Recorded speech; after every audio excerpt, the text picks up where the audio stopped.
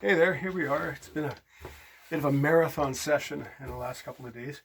39 pleats. I think this is the greatest number of pleats I've ever sewn into a kilt. But again, I'm going back and upholding the old regimental standard that came in at sometime around the middle of the 1860s. The first image we see of a Seaforth box pleated kilt is 1868, the 78th Highlanders in Montreal, some portraits that were taken. So now this is for a gentleman in Scotland, so he can't just pop around for a fitting, COVID or not. It's just not possible. So I've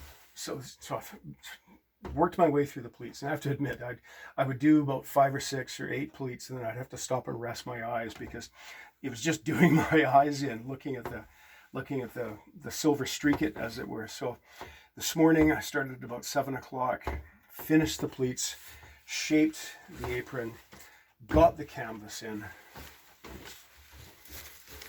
Now, ideally, I would call him around for a fitting, but I can't do that. And remember earlier, in an earlier video, I was banging on at length about pleat width being consistent. Well, it's not always the case, because when we look in a situation like the Seaforth tartan, the distance between the white stripes is 4 7/8, but 4 3/4 in this particular set. So in the interval where there's a red stripe. So we see on the back of a Seaforth kilt alternating narrow and wide as a result of that. So again, I can't call the chap around for the fitting. I'm not his size, but I'm near enough his size that while putting the kilt on over my shirt and trousers, which is not normally a way to get an accurate idea of fit, but it'll work in this case because it's putting on that extra little bit of dimension. So I come over to my mirror and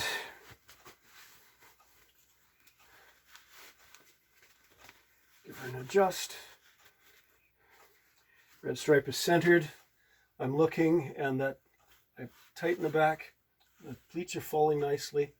Now there's a bit of overlap on me because I'm 2 inches less around the waist than is the gentleman, but this kilt is tailored to the measurements he sent me. Now, a while ago, somebody had asked how we determine this to shape this edge of the apron. There's 2 ways to do it. One, bring up the pictures that I'd asked him to send me so I can look at his musculature of his legs and shape them accordingly based on experience. And the other way, which is a bit of a cheat, but actually is a really good way, is if the person can put the kilt on, you just see how the cloth drapes. And I think I've showed this in another video. The cloth drapes, shape it with my fingers, and then pin it or baste it in place like so, which gives us the perfect fit. Now we see on this kilt that the apron, compared to the pleats, the apron is far larger, but that is something that, for 2 reasons, or a couple of reasons. A military kilt, the apron tends to be larger than the pleats, and in any case, we don't want the apron to be narrower than the horns of the pelvis. We want it wider than that, particularly on the more generously proportioned gentlemen. So the other factor is that we're sort of held hostage by what the regimental standards have been, or had been, from 1868, in that there's really, you can only do a nudge over ½ inch at the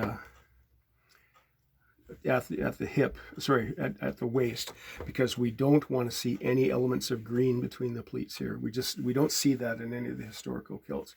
It's allowable at the hip, of course, but that means that the number of pleats are going to dictate how wide this is across the back. And I wonder, given the, frankly, hundreds of Seaforth kilts that I've worked on over the years, I wonder that if in the past there was some division of labor in that the kilts were pleated and sewn and then fitted to the individual. In those cases where you had a regimental master tailor and his cell, pleated and sewn, and then the final shaping done in the apron. Because again, in all of these kilts that I've seen, the waist and the hip measurement are consistent amongst all of them, regardless of the finished size of the kilt.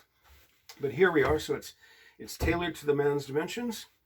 I'm going to baste this side of the apron down and give it a press, and that means I can put it aside for 24 hours while it dries out from the press. And frankly, my hands heal from all of the sewing that I've been doing. So there we are. Carry on, and thank you.